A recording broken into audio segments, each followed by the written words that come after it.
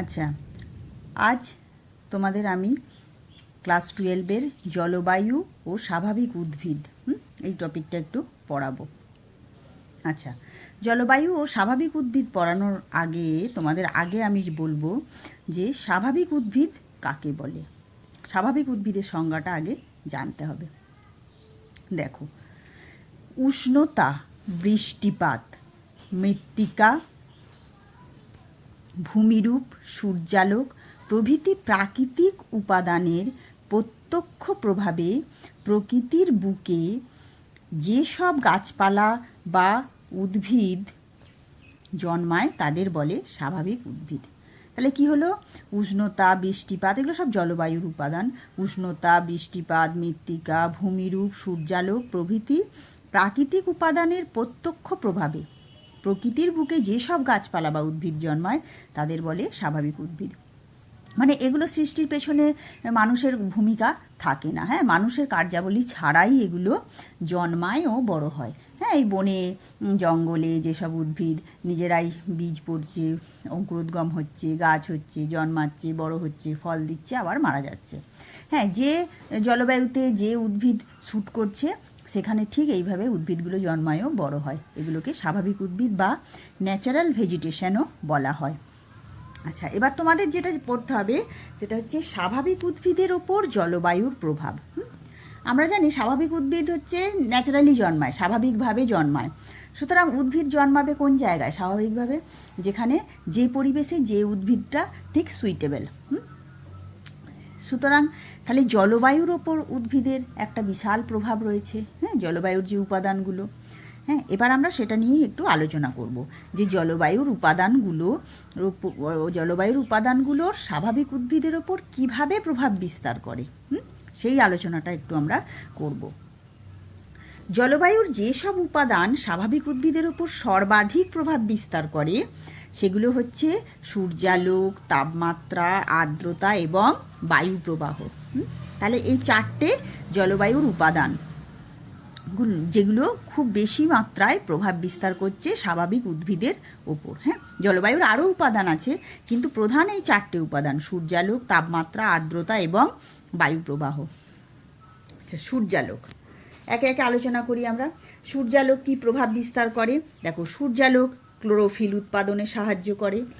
যেমন তোমার কয়েক প্রজাতির মস ও আলগি ছাড়া বিভিন্ন ধরনের প্রায় সব ধরনের উদ্ভিদ ক্লোরোফিল উৎপাদনের জন্য সূর্যালোকের ওপর নির্ভর করে। আচ্ছা, সালোক সংশ্লেষ আমরা আগেও পড়েছি।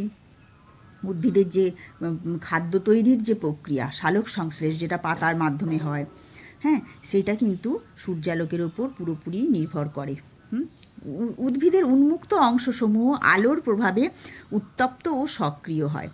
উদ্ভিদ সূর্যালোকের উপস্থিতিতে পাতার মেসোফিল কলায় জল ও ক্লোরোফিল নামক জৈব যৌগের সহায়তায় সালোক সংশ্লেষ প্রক্রিয়ায় জটিল গ্লুকোজ জাতীয় খাদ্য উৎপাদন করে। আচ্ছা, সেকেন্ড হচ্ছে বাষ্পমোচনের হার। এটাও নিয়ন্ত্রিত হয় সূর্যালোক দ্বারা। আলোর সঙ্গে তাপমাত্রার একটি প্রত্যক্ষ সম্পর্ক আছে। সূর্যের আলো যত বেশি পড়বে, যত তীব্র পড়বে, হ্যাঁ, তত তাপমাত্রাও বাড়বে, আমরা জানি। আলো বাড়লে তাপ বাড়ে, তার ফলে উদ্ভিদের বাষ্পমোচনের হারও বাড়ে। আমরা জানি উদ্ভিদের যে পাতায় পত্ররন্ধ্র থাকে, সেই পত্ররন্ধ্র দিয়ে উদ্ভিদ তার দেহের অতিরিক্ত জল বের করে দেয়। এটাকে বাষ্পমোচন প্রক্রিয়া বলে। যত তাপ বেশি বৃদ্ধি পাবে উদ্ভিদ বাষ্পমোচন তত বেশি করবে, আর তাপ কমে গেলে বাষ্পমোচনও কমে যাবে। যেহেতু বাষ্পমোচন বৃদ্ধি পেলে উদ্ভিদের জল শোষণের পরিমাণ বাড়ে, আর বাষ্পমোচনের হার যত বাড়বে উদ্ভিদ জল তত বেশি শোষণ করবে। তাই যেসব স্থান বেশি আলো পায় সেখানে সাধারণভাবে শুষ্ক বাস্তুক্ষেত্র গড়ে ওঠে। আচ্ছা, পত্ররন্ধ্রের সঞ্চালন, পাতার মধ্যে যে রন্ধ্র বা ছিদ্র থাকে তাকে পত্ররন্ধ্র বলে। এগুলো সঞ্চালন হয়, এগুলো খোলা বন্ধ হওয়া হয়। পত্ররন্ধ্রের খোলা বা বন্ধ হওয়া বহুলাংশে আলোর ওপর নির্ভর করে। পত্ররন্ধ্রের এই সঞ্চালন আবার বাষ্পমোচনের হারকেও নিয়ন্ত্রণ করে। বেশি উত্তাপে পত্ররন্ধ্র খুলে যায়, বাষ্পমোচনের হারও বৃদ্ধি পায়। কম উত্তাপে বাষ্পমোচনের হার হ্রাস পায়। এই কারণে গ্রীষ্মকালে বাষ্পমোচন বেশি হয় এবং শীতকালে বাষ্পমোচন কম হয়। গ্রীষ্মকালে দেখবে গাছের তলা খুব ঠান্ডা লাগে, সবাই গাছের তলায় আশ্রয় নেয়, কারণ গ্রীষ্মকালে যত বেশি আলো তাপ বেশি হয় পত্ররন্ধ্র দিয়ে বাষ্পমোচন বেশি হয়, আর বাষ্পমোচন বেশি হওয়া মানে সেখান থেকে জল বেরোনো মানে সেটা জায়গাটা খুব ঠান্ডা হয়। আচ্ছা, আর উদ্ভিদের সামগ্রিক বৃদ্ধি, উদ্ভিদের বিভিন্ন অঙ্গের সামগ্রিক বৃদ্ধিতে আলোর ভূমিকা খুবই গুরুত্বপূর্ণ। এছাড়া আলোর তীব্রতা, প্রকৃতি, স্থায়িত্বকাল প্রভৃতি উদ্ভিদের ওপর বিভিন্নভাবে প্রভাব বিস্তার করে। হ্যাঁ, যেমন আলোর তীব্রতা কোথাও বেশি কোথাও কম হলে ঘন বনভূমির সৃষ্টি হয়। গাছের কাণ্ডের গঠন, পাতার আকৃতি, ফুল ফল, বীজ, হ্যাঁ প্রভৃতি আলোর তীব্রতা দ্বারা প্রভাবিত হয়। আলোর উৎসবের দিকে উদ্ভিদের কাণ্ড দৈর্ঘ্যে বৃদ্ধি পায়, প্রকৃতিগতভাবে মোটা হয়, বড় হয়। আচ্ছা, আলোর প্রকৃতিও একটা ব্যাপার আছে, লাল, নীল, অতিবেগুনি প্রভৃতি রশ্মিকে বোঝায়। এগুলি উদ্ভিদের বৃদ্ধি নিয়ন্ত্রণ করে। যেমন লাল রশ্মি উদ্ভিদের কোষ বৃদ্ধিতে সহায়ক হয় এবং নীল রশ্মি এর ঠিক বিপরীত ক্রিয়া করে। আবার অতিবেগুনি রশ্মি আবার উদ্ভিদের পক্ষে ক্ষতিকর।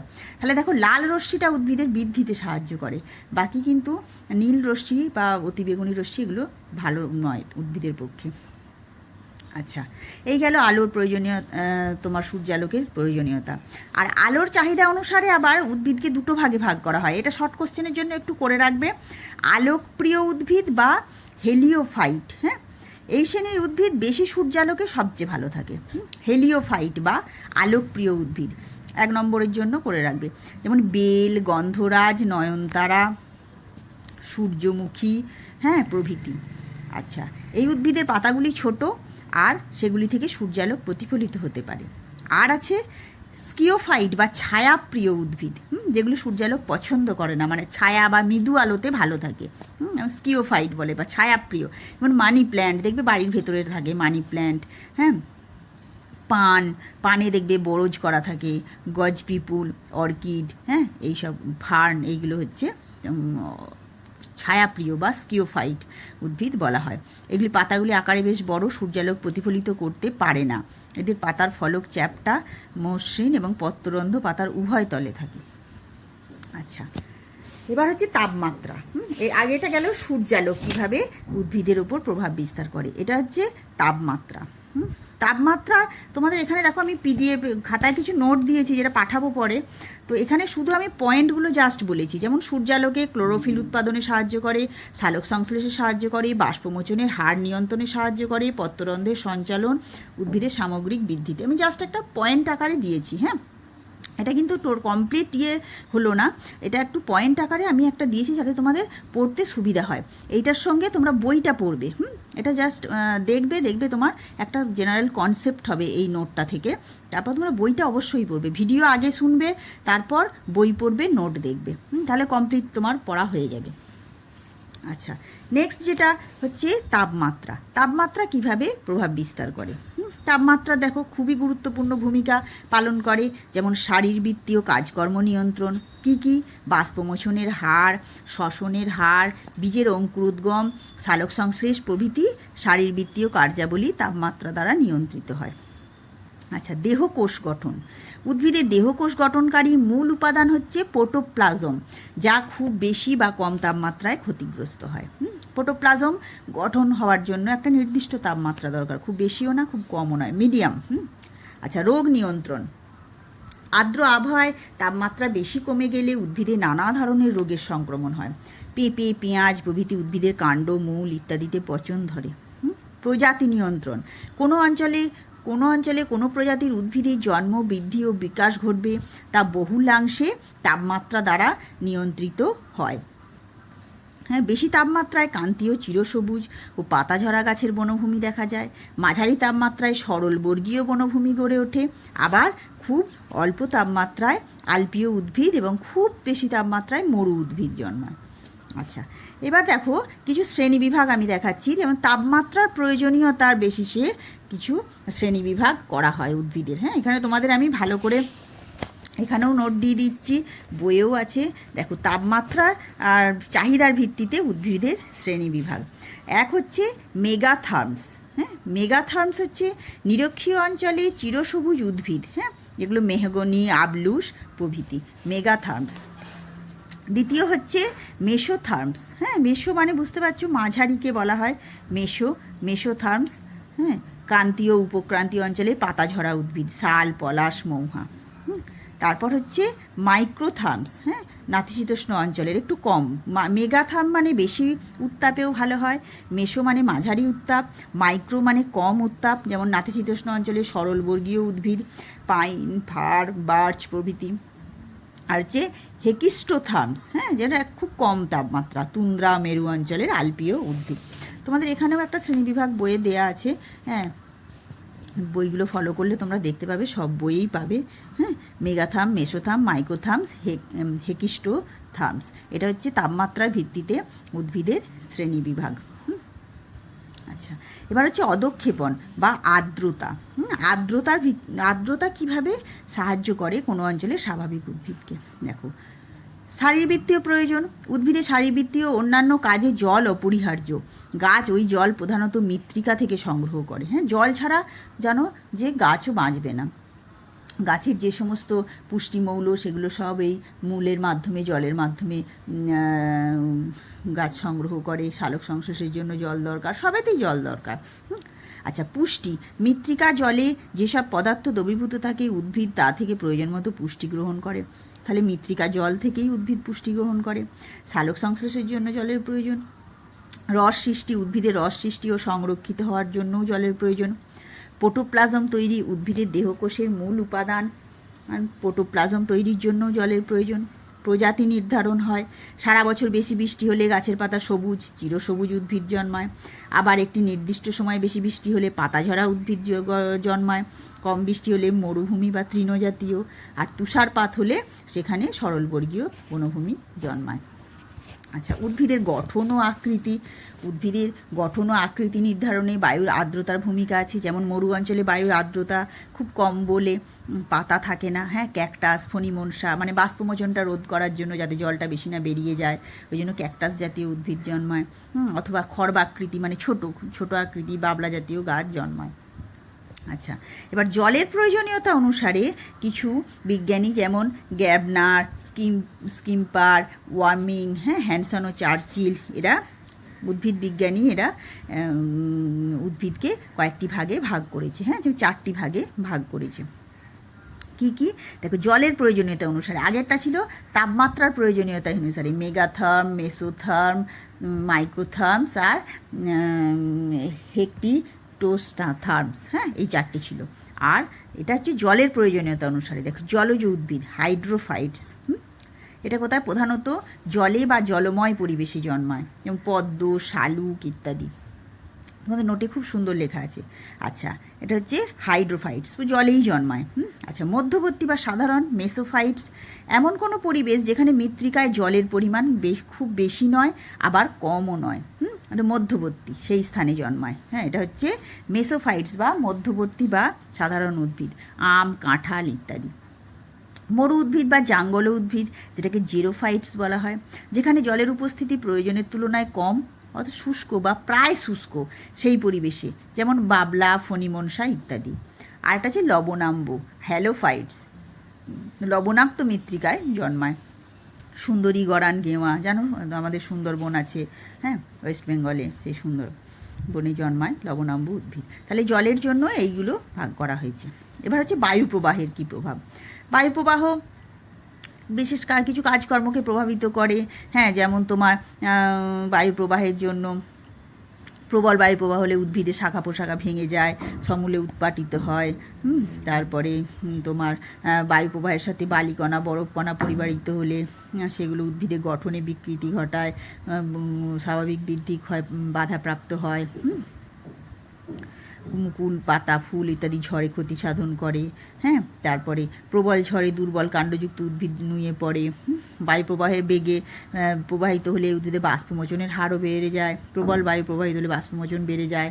সামুদ্রিক বাতাসে যথেষ্ট লবণকণা থাকে বলে উদ্ভিদ ক্ষতিগ্রস্ত হয়। হ্যাঁ, অধিক আর্দ্র বাতাসে অধিক বাষ্পীভবন ও প্রস্বেদনের হার কমে যায়। বেশি শুষ্ক বাতাসে মৃত্তিকা শুকিয়ে যায় বলে উদ্ভিদে জলের ঘাটতি দেখা যায়, কোষের বৃদ্ধি ব্যাহত হয়, উদ্ভিদ ছোট হয়ে যায়। আর একটা যেটা এটা একটা ভালো ভূমিকা, সেটা হচ্ছে বায়ু প্রবাহের মাধ্যমে উদ্ভিদের বীজ পরাগরেণু চারিপাশে ছড়িয়ে পড়ে, যেটা উদ্ভিদের প্রজাতির বিস্তার ও বন্টনকে প্রভাবিত করে। আচ্ছা, এই গেল মোটামুটি জলবায়ুর যে 4টে উপাদান, সেই জলবায়ুর 4টে উপাদান কীভাবে স্বাভাবিক উদ্ভিদের উপর প্রভাব বিস্তার করে। আচ্ছা, এবার তোমাদের যেটা আমি করাবো সেটা হচ্ছে যে এই যে জলের প্রয়োজনীয়তা অনুসারে আমি 4টে ভাগ করলাম, হাইড্রোফাইটস, তা মেসোফাইটস, জেরোফাইটস আর হ্যালোফাইটস। আচ্ছা, এবার এক একটা আমি একটু আলোচনা করব জলজ উদ্ভিদ সম্বন্ধে, যেটা হাইড্রোফাইটস বা জলজ উদ্ভিদ। জলজ উদ্ভিদ কাকে বলে? যে উদ্ভিদগুলি প্রধানত জলে জন্মায় এবং মূল বা রাইজোমগুলি অবশ্যই জলে নিমজ্জিত থাকে। হ্যাঁ, জলজ উদ্ভিদ মানে জলে জন্মায় আর তাদের মূলগুলো জলেই নিমজ্জিত থাকে, তাকে জলজ উদ্ভিদ বলে। এগুলো আবার 4 প্রকারের। মানে আমি এক একটা উদ্ভিদ একটু আলোচনা করছি। দেখো, এই জলজ উদ্ভিদকে আবার আমরা 4 ভাগে ভাগ করি। কি কি? ভাসমান জলজ উদ্ভিদ, যেগুলো সম্পূর্ণভাবে জলে ভাসমান থাকে, মূলতন্ত্র অপরিণত বা ক্ষুদ্রাকার হয়, মূলাধারযুক্ত আর গুচ্ছ মূল হয়। এগুলো হচ্ছে সম্পূর্ণ ভাসমান জলজ উদ্ভিদ। দেখা যায় পাতা এবং বৃন্ত বায়ুপূর্ণ থাকে, যেমন তোমার কচুরিপানা, ক্ষুদিপানা, অ্যাজেলা, এগুলো পুরোই কিন্তু জলে ভেসে থাকে। এদের মূলগুলোও কিন্তু জলেই থাকে। হ্যাঁ, জলে ভেসে থাকে, জলের নিচে যে মাটি সে ততদূর যায় না। আচ্ছা, দ্বিতীয় হচ্ছে মূলযুক্ত নিমজ্জিত জলজ উদ্ভিদ। নিমজ্জিত অবস্থায় থাকে, সম্পূর্ণরূপে জলে নিমজ্জিত অবস্থায় থাকে। মূলগুলি জলের তলায় মাটিতে সংযুক্ত থাকে। তাহলে মূলযুক্ত নিমজ্জিত, সম্পূর্ণরূপে জলে নিমজ্জিত অবস্থায় থাকে, মূলগুলি জলের তলার মাটিতে সংযুক্ত থাকে, কাণ্ড দীর্ঘ, পাতাগুলি ক্ষুদ্র বা লম্বা হয়। দেখো, উদ্ভিদটা কিন্তু পুরোটাই জলে থাকে। হ্যাঁ, মানে জলের ওপরে কিছুই ভেসে থাকে না, জলের নিচেই থাকে, আর মূলগুলো জলের তলায় যে মাটি আছে সেখানে সংযুক্ত থাকে। ঝাঁঝি, পাতা শ্যাওলা, এগুলো উদ্ভিদটা জলের ওপরে কিছুই থাকে না। আচ্ছা, ভাসমান পাতা ও মূলযুক্ত উদ্ভিদ, যেমন মূল জলের তলায় মাটিতে দৃঢ়ভাবে আবদ্ধ থাকে, মূলগুলো জলের তলায় থাকে, কাণ্ড ক্ষুদ্রাকার, আর পাতার বৃন্ত দীর্ঘ হয়। পাতা বা ফুলের যে বৃন্ত সেগুলো দীর্ঘ হয়, কাঁটাময়, পত্র ফলক গোলাকার এবং গোল এবং ভাসমান। যেমন তোমার পদ্ম ফুলে কি হয়? ফুল, পাতা, কুঁড়ি এগুলো সব জলের ওপরে থাকে, পাতাগুলো বড় বড় গোলাকার হয়। আর পাতা বৃন্ত দেখবে, ফুলের বৃন্ত, পাতার বৃন্ত কাঁটাময় হয়। হ্যাঁ, ওগুলো কিন্তু কাণ্ড নয়, ওগুলো বৃন্ত, ওগুলো অনেক লম্বা হয়, আর মূলটা জলের নিচে আবদ্ধ থাকে। যেমন শালুক, পদ্ম। হ্যাঁ, আর উভচর জলজ উদ্ভিদ হচ্ছে অগভীর জলাশয় বা কাদা মাটিতে জন্মায়, জলজ ও স্থলজ উভয় উদ্ভিদের বৈশিষ্ট্যই থাকে। এটা হচ্ছে শুশুনি, হোগলা, এগুলো। হ্যাঁ, তাহলে জলজ যে উদ্ভিদ, সেই উদ্ভিদকে আমরা 4 ভাগে ভাগ করলাম। একটা ভাসমান জলজ উদ্ভিদ, একটা মূলযুক্ত নিমজ্জিত জলজ উদ্ভিদ, একটা হচ্ছে ভাসমান পাতা ও মূলযুক্ত, আর হচ্ছে উভয়চর জলজ উদ্ভিদ। আচ্ছা, এবার আমরা সাধারণ যে উদ্ভিদ কে কয়েক ভাগে ভাগ করব। সাধারণ উদ্ভিদ, হ্যাঁ, সাধারণ উদ্ভিদ হচ্ছে 2 প্রকার। একটা হচ্ছে তৃণ ও বিরুৎ জাতীয়, আর একটা হচ্ছে কাষ্ঠল বৃক্ষ শ্রেণীর। তৃণ ও বিরুৎ জাতীয়, আর হচ্ছে কাষ্ঠল বৃক্ষ শ্রেণী। কাষ্ঠল বৃক্ষ শ্রেণী আবার 2 ভাগে ভাগ করা হয়। কাষ্ঠল বৃক্ষ শ্রেণীকে 2 ভাগে ভাগ করা হয়, চিরসবুজ আর পর্ণমোচী। এই 2 ভাগে ভাগ করা হয়। আচ্ছা, এবার জাঙ্গল উদ্ভিদ। জাঙ্গল উদ্ভিদকে আমরা বা মরু উদ্ভিদকে আমরা কয়েকটি ভাগে ভাগ করব। জাঙ্গল উদ্ভিদকে 4 ভাগে বিভক্ত, যেমন খরাকে এড়িয়ে চলা উদ্ভিদ। হ্যাঁ, যেমন ক্যাকটাস, খরা এড়িয়ে চলা উদ্ভিদ। আচ্ছা, 1 নম্বর। 2 নম্বর হচ্ছে খরা পলায়নী জাঙ্গলি উদ্ভিদ। কিছু প্রকার ঘাস আছে এই প্রকার উদ্ভিদের মধ্যে পড়ে। আচ্ছা, খরা সহিষ্ণু উদ্ভিদ, যেমন বাবলা, আকন্দ, করবী। খরা প্রতিরোধী উদ্ভিদ, ফণিমনসা, ঘৃতকুমারী। তাহলে জাঙ্গল উদ্ভিদকে আমরা 4 ভাগে ভাগ করি। খরা এড়িয়ে চলা উদ্ভিদ, যেমন কিছু ক্যাকটাস। আচ্ছা, খরা পলায়নী জাঙ্গল উদ্ভিদ, খরা সহিষ্ণু উদ্ভিদ, খরা প্রতিরোধী উদ্ভিদ। হ্যাঁ, আচ্ছা, এইটা আমি একটুখানি তোমাদের বলে দিচ্ছি। খরা এড়ানো উদ্ভিদের মধ্যে একটু ডিটেলে বলি তোমাদের, মরু উদ্ভিদের যে প্রকারভেদগুলো। খরা এড়ানো উদ্ভিদ মানে শুষ্ক অঞ্চলে এমন কিছু উদ্ভিদ আছে যারা জলের অভাব এড়ানোর জন্য খুব অল্প সময়ের মধ্যে জীবনচক্র সম্পূর্ণ করে। যেসব স্থানে বর্ষাকাল খুব স্বল্পস্থায়ী, সেখানে বর্ষার শুরুতেই বীজ থেকে অঙ্কুর বেরোয়, তারপর তা দ্রুত বৃদ্ধি পেয়ে পূর্ণতা লাভ করে, সঙ্গে সঙ্গে তাতে ফুল আসে ও বীজ উৎপন্ন হয়। তারপর শুষ্ক ঋতু শুরু হলে উদ্ভিদগুলি শুকিয়ে যায়। মানে খরা যে সময়টুকু একটু বর্ষা এলো তার মধ্যেই উদ্ভিদের জন্ম, বৃদ্ধি, তারপরে ফুল দেয়া, ফল দেয়া এবং অঙ্কুরোদ্গম হয়ে যায়, তারপর শুকিয়ে গেল। হ্যাঁ, বীজের মধ্যে আবদ্ধ এরা দীর্ঘস্থায়ী খরা ও তার প্রভাবকে এড়িয়ে যায়। ক্ষণস্থায়ী বর্ষজীবী উদ্ভিদও বলা হয়। এদের মূল অপেক্ষায় কাণ্ড বড় হয়। যেমন রাজস্থানে মরুভূমির কয়েক প্রকার আগাছা ও তৃণ আছে। আচ্ছা, এরপর হচ্ছে খরা পলায়নী উদ্ভিদ। শুষ্ক অঞ্চলে কয়েক প্রকার উদ্ভিদ আছে যাদের মাটির ওপরের অংশ অর্থাৎ বিটপ বা কাণ্ড খরার সময় শুকিয়ে গেলেও মাটির নিচে মূল অংশ সুপ্ত অবস্থায় থাকে। দেখো, মানে এগুলো হচ্ছে অভিযোজন উদ্ভিদের। হ্যাঁ, যে এই শুষ্ক অঞ্চলে এরকম উদ্ভিদগুলো থাকে। হ্যাঁ, এদের মাটির ওপরে শুষ্ক অঞ্চলে উদ্ভিদটার কাণ্ডটা শুকিয়ে যায় কিন্তু মূলটা শুষ্ক অবস্থায় থাকে। এরপর বৃষ্টি হলে এই মূলটা আবার থেকে নতুন উদ্ভিদ জন্মায়। এদের খরা পলায়নী উদ্ভিদ বলে। এরা একবর্ষজীবী, দ্বিবর্ষজীবী হয়ে থাকে। হ্যাঁ, যেমন ভারতে থর মরুভূমিতে গ্যামিনি, হ্যাঁ, ইত্যাদি কয়েক প্রকার ঘাস, বোরোসিনেসি। আর খরা সহিষ্ণু উদ্ভিদ কোনগুলো? শুষ্ক অঞ্চল বা মরুভূমির যেসব উদ্ভিদ দীর্ঘ সময় মাটিতে জলের অভাবসহ অত্যন্ত শুষ্ক পরিবেশ সহ্য করে থাকে, মানে এরা খরাতেও বেঁচে থাকে, খরা সহিষ্ণু বলে। হ্যাঁ, চরম সহনশীল এরা। গুল্ম জাতীয় কিছু উদ্ভিদ আছে, এদের পাতা কাঁটায় পরিণত হয়। হ্যাঁ, তীব্র খরায় পাতা ঝরে যায়, প্রয়োজনীয় আর্দ্রতা ফিরে পেলে পাতা আবার কাঁটায় পরিণত হয়। এইরকম হচ্ছে বাবলা, আকন্দ, করবী এগুলো। আর খরা প্রতিরোধী হচ্ছে মরুভূমি অঞ্চলে এমন কিছু উদ্ভিদ আছে যারা দীর্ঘ সময় খরাকে প্রতিরোধ করে স্বাভাবিক জীবন ধারণ করে। ফণিমনসা, ক্যাকটাস, ঘৃতকুমারী প্রভৃতি। হ্যাঁ, এদের খরা প্রতিরোধের জন্য এইসব উদ্ভিদের অঙ্গ সংস্থানিক বা শারীরবৃত্তীয় গঠন বৈশিষ্ট্যপূর্ণ হয় এবং সেগুলিকে আবার প্রয়োজন মতো পরিবর্তনের মাধ্যমে প্রতিকূল পরিবেশকে সহনশীল করে নেয়।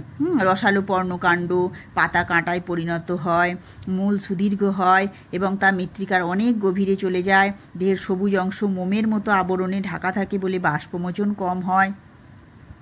প্রয়োজন মতো কলা ও কোষের হ্রাস বৃদ্ধি ঘটিয়ে এরা আর্দ্র বা শুষ্ক আবহাওয়ায় স্বাভাবিক থাকে। বর্ষার সময় কোষের বৃদ্ধি ঘটিয়ে মূল, কাণ্ড, পাতা প্রচুর পরিমাণে জল ধরে রাখে। এর ফলে এগুলি তখন ফুলে যায়। আবার শুষ্ক খরার মরশুমে ওই অঞ্চলের সঞ্চিত জল ব্যবহার করে বেঁচে থাকে। হ্যাঁ, এইভাবে খরা প্রতিরোধ করে উদ্ভিদগুলি শুধু বেঁচেই থাকে না, একটু একটু করে ওদের বৃদ্ধি ঘটে, বহুদিন ধরে ফুল ফল ঘটে। আচ্ছা, মরু উদ্ভিদ বা জঙ্গল উদ্ভিদের অনেক অভিযোজন আছে, আমি আগেও পড়াতে বললাম। এগুলো একটু পড়ে নেবে, এগুলো আগেও পড়েছে, এগুলো কোনো অসুবিধা নেই। আর লবণাম্বু উদ্ভিদ তো তোমরা জানোই যে লবণাক্ত মৃত্তিকায় জন্মায়। ম্যানগ্রোভ জাতীয় উদ্ভিদ, সুন্দরী, গরান, গেওয়া, হ্যাঁ, এদেরও অনেক অভিযোজন আছে লবণাক্ত উদ্ভিদের। হ্যাঁ, এদের এই জাতীয় লবণাক্ত মৃত্তিকাকে শারীরিক বৃত্তীয় শুষ্ক মৃত্তিকা। কোনটা না, এই লবণাক্ত মৃত্তিকায় অনেক জল থাকে, লবণ দ্রবীভূত অবস্থায় থাকে বলে খুব কম পরিমাণে জলই উদ্ভিদ শোষণ করতে পারে, মানে জলটা এত লবণ থাকে উদ্ভিদ শোষণ করতে পারে না। এই জন্য এইটাকে শারীরবৃত্তীয় শুষ্ক মৃত্তিকা বলা হয়। আচ্ছা, এখানে যেমন তোমার জরায়ুজ, অঙ্কুরোদ্গম ইত্যাদি হয়। হ্যাঁ, মানে লবণাক্ত মাটিতে পড়ে গেলে বীজটা নষ্ট হয়ে যাবে বলে গাছের ওপরেই অঙ্কুরোদ্গম হয়ে যায়। তারপর গাছটা একটু অঙ্কুরোদ্গম হয়ে তারপরে মাটিতে পড়ে মূলটা, তারপর বেঁচে থাকে। তারপর তোমার শ্বাসমূল, যেন গাছ মাটিতে অক্সিজেন নিতে অসুবিধা হয় বলে গাছের পাশে দেখবে শ্বাসমূল বেরোয়। আবার গাছ অনেক মানে নরম জায়গায় কর্দমাক্ত মাটিতে যাতে পড়ে না যায় সেজন্য ঠেস মূল থাকে। হ্যাঁ, ইত্যাদি। এইগুলো হচ্ছে অভিযোজন লবণাক্ত মাটির। যেমন সুন্দরবনে আছে সুন্দরী, গরান, গেওয়া, হেতাল, কেওড়া, কেয়া, হ্যাঁ, ইত্যাদি গাছ লবণাক্ত উদ্ভিদের উদাহরণ। আচ্ছা, এই জরায়ু অঙ্কুরোদ্গম, এগুলো বইগুলো একটু ডিটেলে পড়বে, এগুলো বুঝতে পারবে, কোনো অসুবিধা নেই।